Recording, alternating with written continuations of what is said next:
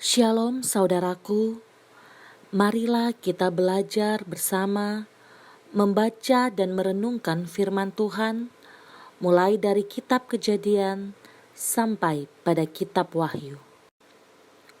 Kejadian 33 ayat 1 hingga ayatnya yang ke-20. Yakub berbaik kembali dengan Esau.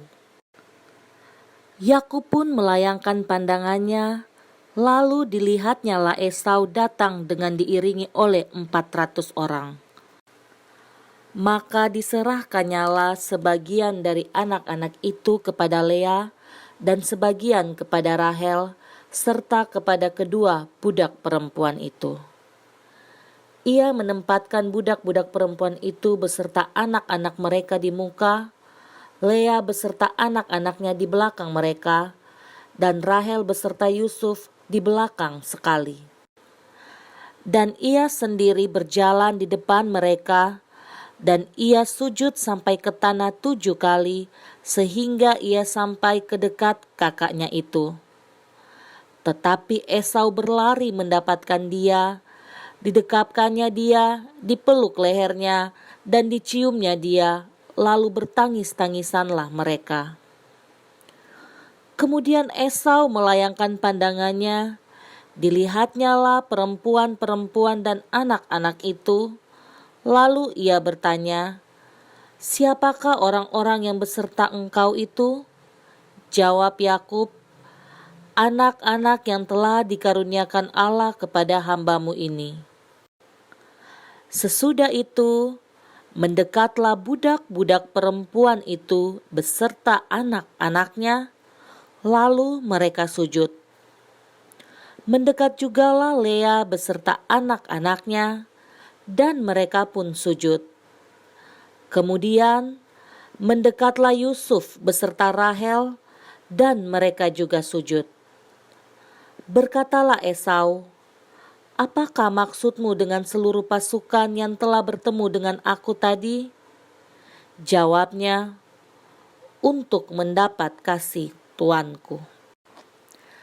Tetapi kata Esau, "Aku mempunyai banyak adikku, peganglah apa yang ada padamu." Tetapi kata Yakub, "Janganlah kiranya demikian. Jikalau aku telah mendapat kasih-Mu, terimalah persembahanku ini dari tanganku, karena memang melihat muka-Mu adalah bagiku serasa melihat wajah Allah, dan Engkau pun berkenan menyambut aku. Terimalah kiranya pemberian tanda salamku ini yang telah kubawa kepadamu, sebab Allah telah memberi karunia kepadaku, dan aku pun mempunyai segala-galanya." Lalu dibujuk-bujuknya lah Esau, sehingga diterimanya. Kata Esau, "Baiklah, kita berangkat berjalan terus. Aku akan menyertai engkau." Tetapi Yakub berkata kepadanya, "Tuanku, maklum bahwa anak-anak ini masih kurang kuat, dan bahwa beserta aku ada kambing domba dan lembu sapi yang masih menyusui. Jika diburu-buru 1 hari saja, maka seluruh kumpulan binatang itu akan mati. Biarlah kiranya tuanku berjalan lebih dahulu dari hamba-Mu ini, dan aku mau dengan hati-hati beringsut maju menurut langkah hewan yang berjalan di depanku, dan menurut langkah anak-anak, sampai aku tiba pada tuanku di Seir." Lalu kata Esau, "Kalau begitu, baiklah, kutinggalkan padamu beberapa orang dari pengiringku." Tetapi Yakub berkata, "Tidak usah demikian, biarlah aku mendapat kasih tuanku saja." Jadi pulanglah Esau pada hari itu berjalan ke Seir. Tetapi Yakub berangkat ke Sukot, lalu mendirikan rumah, dan untuk ternaknya dibuatnya gubuk-gubuk. Itulah sebabnya tempat itu dinamai Sukot. Dalam perjalanannya, Dari Padan Aram, sampailah Yakub dengan selamat ke Sikem di tanah Kanaan, lalu ia berkemah di sebelah timur kota itu. Kemudian dibelinyalah dari anak-anak Hemor, bapa Sikem, sebidang tanah tempat ia memasang kemahnya dengan harga 100 kesita.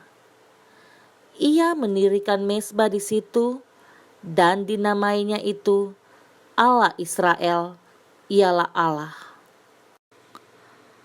Yakub berbaik kembali dengan Esau. Ketika Yakub akan kembali bersama-sama dengan istri, anak-anaknya beserta budaknya, kawanan domba dan pasukannya, mereka akan kembali ke Kanaan, di mana dahulu Yakub tinggal bersama Esau kakaknya, beserta kedua orang tuanya, yaitu Ishak dan Ribka. Dalam perjalanannya, Yakub merasa khawatir akan perlakuannya dahulu kepada Esau. Dahulu Yakub pernah bersikap curang kepada Esau, sampai Esau sangat marah dan ingin membunuh Yakub. Namun kedua orang tuanya, yaitu Ishak dan Ribka, mengetahui rencana Esau terhadap adiknya. Sehingga Yakub disuruh pergi meninggalkan Kanaan untuk menghindari rencana Esau.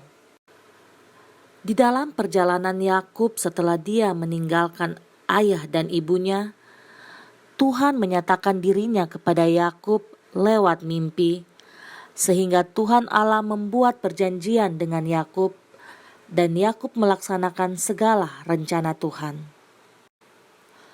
Namun, kekhawatiran Yakub ketika mereka sudah hampir dekat dengan Kanaan, Yakub merasa takut bertemu dengan Esau karena dendam Esau di masa lalu yang akan membunuhnya.